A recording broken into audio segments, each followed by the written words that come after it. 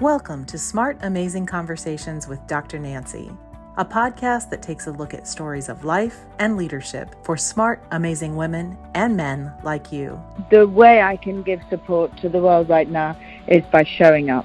The most important thing is don't think just that you have to bring anything. Bring yourself, show up. If you are in a position of leadership and a position of management, bring women along with you. Supporting women is Dr. Nancy's passion and her purpose, and talking with other women and men who promote women's leadership is one of her favorite things to do. I've yet to meet a woman who did not know what she really wanted. She was just either afraid to ask the questions or she was afraid of what the answers meant. Their stories connect us and help us understand that the possibilities are endless if we support each other and lift other women up. Trust is created by persistent identity. I show up in my conversations. I build relationships. I show up as myself time and time and time again. And trust is built. It's one conversation at a time. Today's guest, William He, may only be 19, but he is already building a national movement. At 16, he founded Dream for America, a nonprofit created to educate, inspire, and mobilize the next generation around pro-democracy American values. Since then, the organization has engaged more than 1,200 volunteers from 600 schools across all 50 states and generated more than 1 billion social media impressions. He is now a Jefferson Scholar at the University of Texas at Austin, where he is double majoring in government and history. In this smart, amazing conversation with Dr. Nancy, he shares how his immigrant family, the women who mentored him, and an early fascination with public service shaped his belief that leadership is ultimately about showing up and serving others.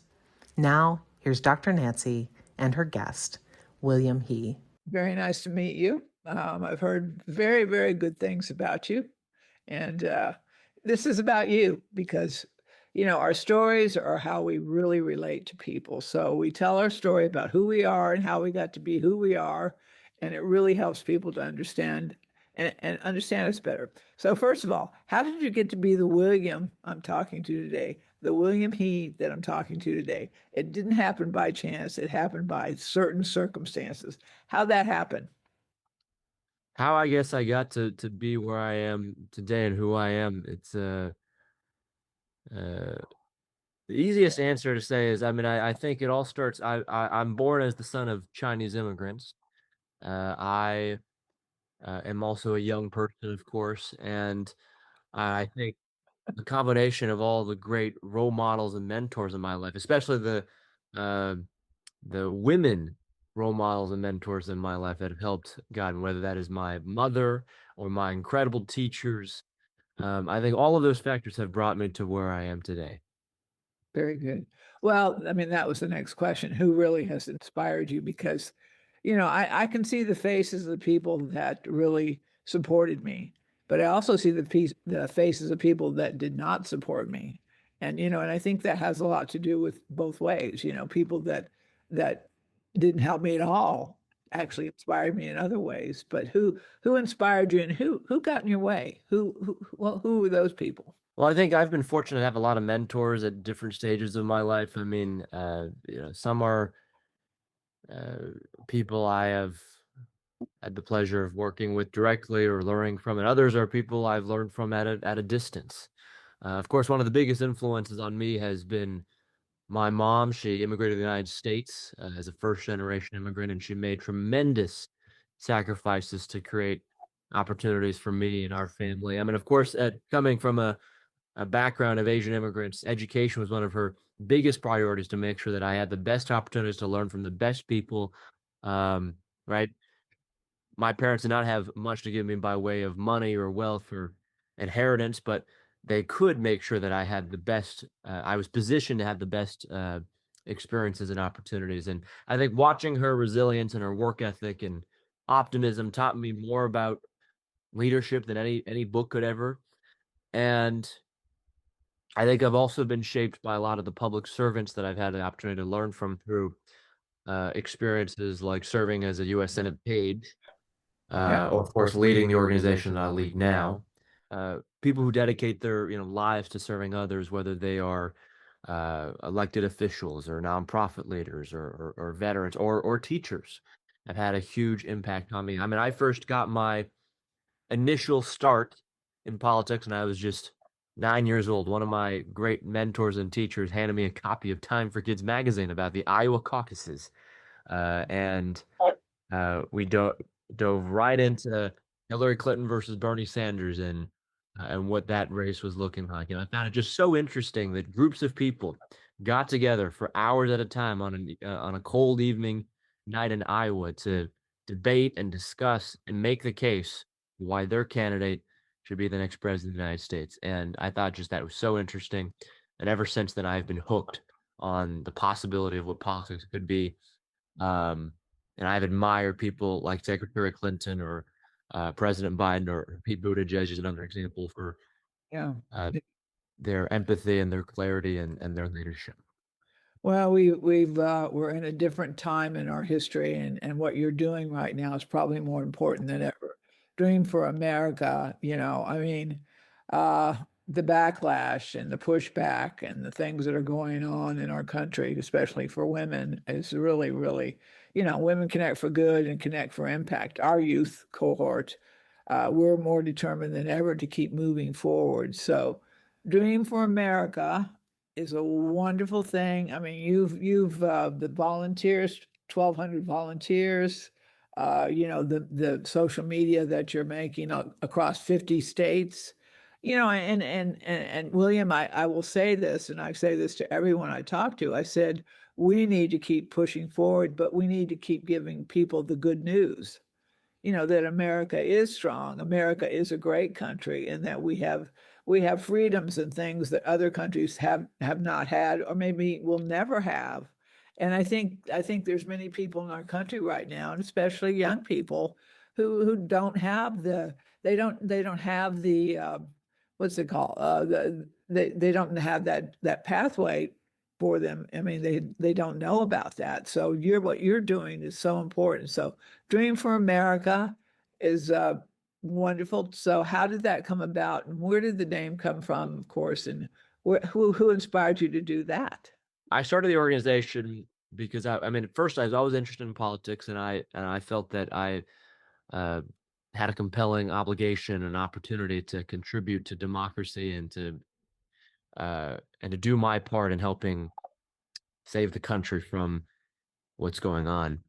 But I was also frustrated by the gap between how young people were being talked about and organized and what I was actually seeing. And I saw, a generation that deeply cared about democracy and freedom and opportunity and service. But too often politics was offering them cynicism instead of purpose. And there are so many groups and so much money that has been spent by folks on the right, 1.2 billion to be exact in the last 5 years, has been spent trying to build organizations like Turning Point USA or others to create a generation and an army of soldiers for Christian nationalism and fascism, and turning the clock back on all the great values and ideas and policies that have made America truly great. Yeah. Right? And they've thrown a decades-long tantrum about everything that is right with America. And I thought that we needed to build something to give young people a place to belong and a way to contribute and a way to fight back. And we have our, what we call the 3 C's. That is content, chapters, and conferences, right? We just hit 1 billion views on social media. We've got chapters springing up across all 50 states in the country. We've got a big conference coming up later this summer. And our mission is simple. It is, how do we identify, how do we educate, and how do we inspire the next generation of young American leaders to make sure that my generation is not just consumers of politics, but are going to become the vanguards and defenders of our democracy for decades and generations to come. Yeah. I don't know that a lot of Americans even know what the term democracy means right now, because MAGA and all the different things that are going on.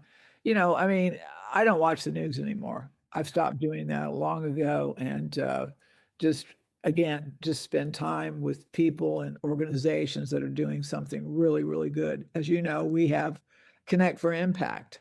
Our biggest goal this year, that is our biggest goal this year, is to create young women and leadership, creating leadership for them to sit at the table for change makers. I wish we had them there right now. I wish had all of you there right now to make a difference. But we have to pass the baton. But we have to create something that we can pass to them. And that's what we're doing right now. We're trying to create that platform, and that's what you're doing. So our connection is so very, very important, and we want to continue to build with you that pathway, those journey for young people. Young people. And I guess this is sometimes what you hear is that young people don't know anything. They don't care about things, and and that's absolutely the opposite of what we found with young people. I mean, we are so excited about our cohort. We're about ready. We're going through our application process for our second cohort. And One Young World, we're connecting with them. But there's organizations all over this country and around the world that are really understanding that the young are going to make the difference. Because you're going to take over. You're going to take the places that many of us have been in, and really in some that should not be in. So, and again, of course, one of the biggest things that we're talking about, of course, is women's leadership. And so what is your take for young women at this point on women's leadership? And I know that's again, going back to the values and gender equity and equality, but what's your thoughts on women's leadership? Yeah, I think it's an interesting place for me to comment on as a young man, but I think one of the most things I am proud of is the role that women play throughout Dream for America. I mean, some of our strongest organizers and chapter leaders and staff members and volunteers are young women who bring such extraordinary talent and creativity and determination to their work. And I've learned that leadership development isn't just about finding talented people. It is about creating an environment where people feel empowered to step forward. And I think historically, women have often been encouraged to be perfect before they lead, while men are often encouraged to lead first and then figure it out later. And I think that creates a huge confidence gap that has nothing to do with ability. And so inside our organization, we try to create a culture where leadership is earned through initiative and merit and skill, right? Not through fitting a particular mold. I've seen young women across our organization organize major events, manage teams, lead our campaigns, and build partnerships and solve really difficult problems. In fact, most of our team right now is led by young women. And time again, they have demonstrated incredible leadership. And I think one of the greatest mistakes organizations, companies, nations make is treating women's leadership as a whole separate issue rather than as a central part of an organization's success. And so if you're not developing female leaders, you are leaving enormous talent on the table. And I think the future of American leadership will be shaped by women in every field, and organizations have responsibility to create, the pathways for that leadership to emerge. Yeah. Well, I couldn't agree with you more, and again, the companies that truly are successful in the United States have women on their boards of directors and also in top leadership positions. And of course, that information is not given out, but again, a lot of companies, the talent's walking out the door and they happen to be female. So, but again, this is the news that we need to keep giving people in general, is that there are good things going on. I'm on the National Women's History Museum Board. I'm on the ERA Coalition Board. There are great things going on, but we have to continue to talk about that. All right, let's talk about men and women, because nobody's going to get anywhere alone, not any of us. And, and again, there is, you've got lots of social media going on, but there's lots of social media that really impacts the youth as far as what women should be like, girls should be like, what boys should be like. Boys and men should be strong and powerful. Girls should be pretty and have beauty and be thin. So what are your thoughts about that? Because it really does impact. It impacts all of us. You go up to the grocery, you're in the grocery line, the magazines are there, the everything's pushed at us, this information. So what do you think, how is that affecting young people that Because again, you can't, comparing yourself to somebody else, that's an impossible comparison, is something that we have to stop doing. Well, first, I think there's been a huge effort by those on the right and those who want to push and reinforce a authoritarian, patriarchal, kind of rigid view of society and gender roles. And there's been so much money and effort spent by those on the right in media and in politics and in every level of government. And they wouldn't be trying so hard to take away our power if they knew that, or if they didn't think we were powerful. So I want to caveat that first. But second, I think liberals sometimes make a mistake when we talk about gender by focusing only on what we're against rather than what we're for. Right? I think in my conversations on the ground, um, most people don't want to be told masculinity is bad or femininity is outdated. I think they want to understand how these qualities can work together and contribute positively to their lives and their communities and their country. And one of the biggest things that I hear from a lot of young men is they struggle with what exactly does real masculinity look like. To them, right on the right, it means, you puff up your chest. You got to be wealthy and you got to be, you know, strong and assertive and you got to be aggressive. All of these things. But I think healthy masculinity to me is about responsibility. It is about courage. Discipline and service. It's about using your strength to protect rather than dominate. It is about keeping your word. It's about being dependable. It's about having the confidence to lead when necessary and the humility to listen when you're wrong. It's not really about how you look as a man. It's about how you act. It is about being strong enough to be gentle, to be kind, to be chivalrous, open doors for people. Um, lead with kindness, taking care of your loved ones, going the extra mile. And I think healthy femininity, on the other coin, is about empathy and emotional intelligence and resilience and having the courage to lead and stepping outside your comfort zone and taking care of others and having the compassion and spending time to nurture people and build those relationships. The key point, though, is that none of those virtues are, I think, exclusive to just being men or women. Men should be compassionate. Women should be courageous. Men should be emotionally intelligent, and women should be strong leaders. The healthiest people are going to embody qualities traditionally associated with both uh, Yeah, of those.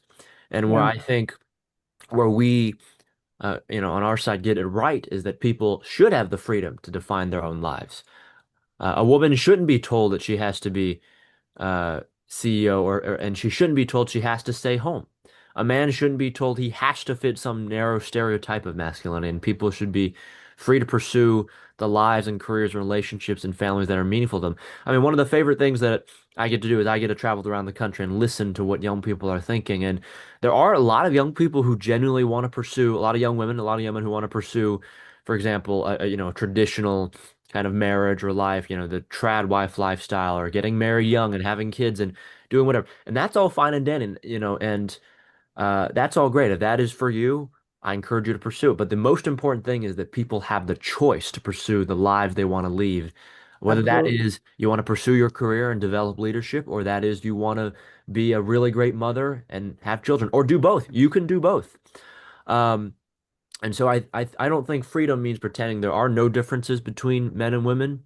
I think there are differences in experiences and perspectives and tendencies, but the goal for me and for our organization isn't to erase those differences. The goal is to make sure they don't become barriers to opportunity or dignity for either men or women to advance, but especially for young women to get the confidence and opportunity and the freedom to lead. And I want young men at the end of the day to have purpose and responsibility and positive role models. Those aren't Wow. goals that don't conflict with each other. They, in fact, I think reinforce each other. And the healthiest societies aren't the ones where men and women compete against each other. They are the ones where men and women actively work together, actively respect each other, and actively bring out the best in one another. Yeah. I couldn't agree with you more. Well, actually, there's been a lot of research done, and we're actually more alike than we are different. But men and women are more alike than we are different. But boy, there's some people that sure don't want to even think about that. They don't want to even talk about that. But I think what we find, and I know I've found this over and over again, that men really want to help, but sometimes they just don't know how, and we don't ask. And I think it comes down to both of us asking each other, what do you need? How can I help? And I think that's what you're doing with men and women, young women, men and women, is, you're coming together and so how do we help each other? How do we get this done? Where do we go from here? And, our cohort, the youth cohort, Connect for Impact, I mean, this is something that we have spent quite a bit of time talking about, is talking about the fact that being vulnerable and reaching out for help is extremely important. I'm sure, William, you wouldn't be where you are today if you didn't have a lot of people helping you. And that's the way it has to be in this world. We're not alone and we help each other. So, I think, you're going to be presenting at Take the Lead, which will be a wonderful opportunity. Connect for Impact, we will have our representation there. I think that partnership is so important. That's what we do. Women Connect for Good, we're about partnerships and we're about collaboration because we know that the more of us and the less of them, the more successful we're going to be. So I'm looking forward to meeting you and being in DC with you. So tell me, what are the next steps for Dream for America? Because what are your plans? And of course, we have the midterms coming up, and we have elections coming up, and we want people to get out there and make good decisions about the future of the United States of America, and that we are all represented, men and women, in a fair, equitable way. So, what are your plans for Dream for America? The biggest thing for us going forward is growth. We've spent the last 3 years building the engine, and now we need the fuel. Right? We've been hitting all our metrics. We've built a really great program demonstrating how this could work. We've got an incredible team of volunteers and chapter leaders and staff that can help scale this thing from the ground up and have been. And so the next chapter is going to be scale and impact. We've demonstrated that young people are hungry for the vision of America that we're selling, for leadership development, for civic education, for meaningful community, and how do we do the work of building up our democracy instead of tearing it down. And now the question is, how do we even reach more young people?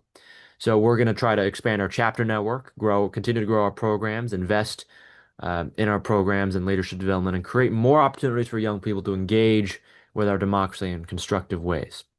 And coming up, right, we're going to launch more chapters in the fall. We have a huge conference coming up on August 15th in Austin at the AT&T Hotel and Conference Center. I encourage all your listeners, if you're young, or actually it's open to all ages, but especially if you're young, we encourage you to attend dreamforamerica.org/DEMSUM 2026. We're also looking to pursue doing kind of the campus rally and debate tours that you see the right do, right? Making the case for democracy and our positive vision for the country every single day on campuses around the country. I mean, 2/3 of our chapters are from red states or swing states. So we're focused on building a durable institution, and my goal isn't simply to influence one election or one candidate or one moment. I want us to become a long-term pipeline for civic leadership that serves my generation and generations of future young people. And at the end of the day, when I think about the future, I am so incredibly optimistic. It is hard working in politics to stay optimistic about things that are going on.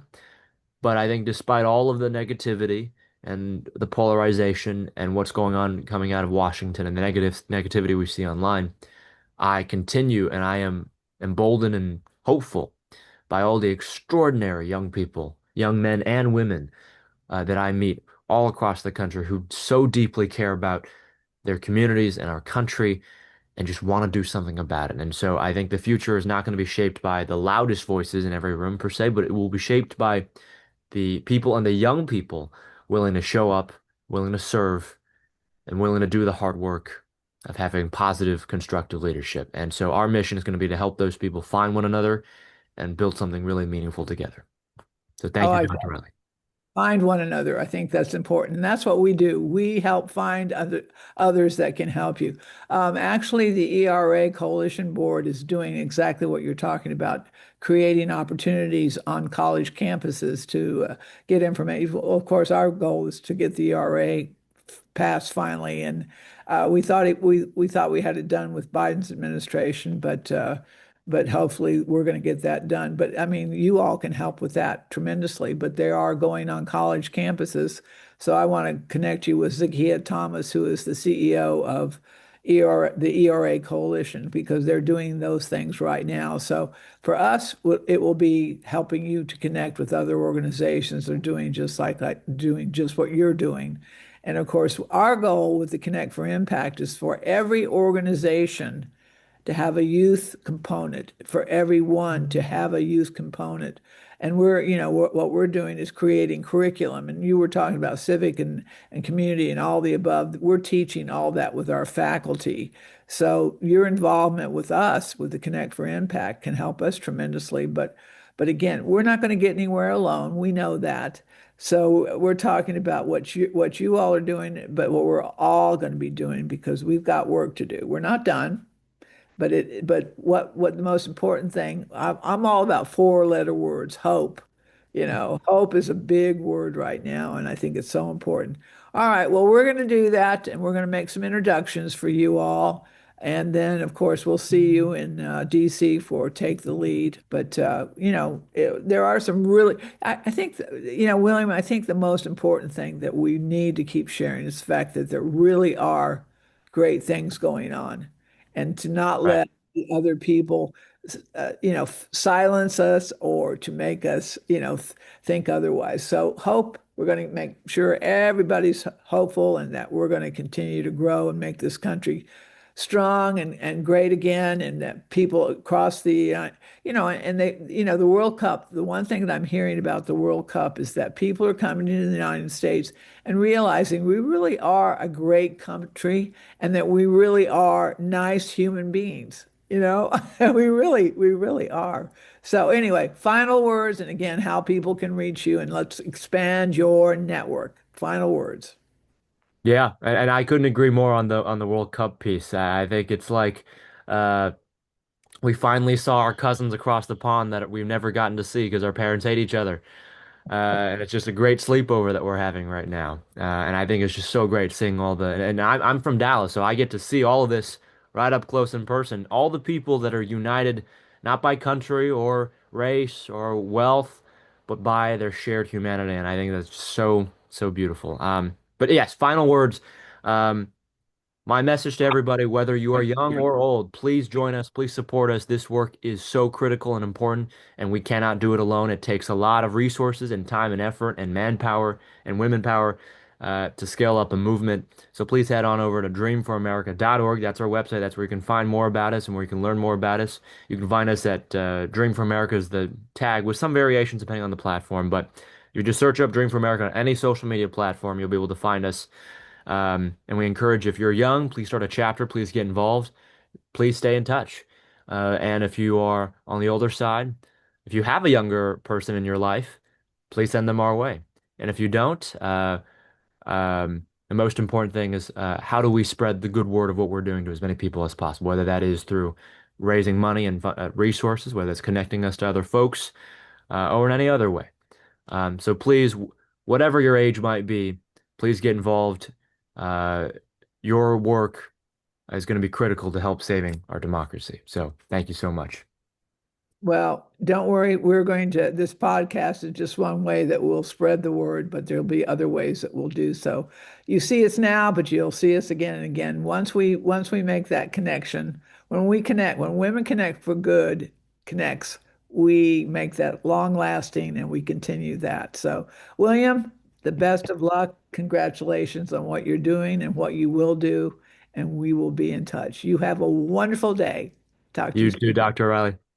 Bye-bye. If you enjoy these smart, amazing conversations, please subscribe, rate, and review them on Apple Podcasts, Spotify, Amazon, or wherever you listen to your favorite podcasts. And read and enjoy more amazing stories in my books, In This Together, How Successful Women Support Each Other in Work and Life, and Leading Women, 20 Influential Women Share Their Secrets to Leadership, Business, and Life. Thank you for listening.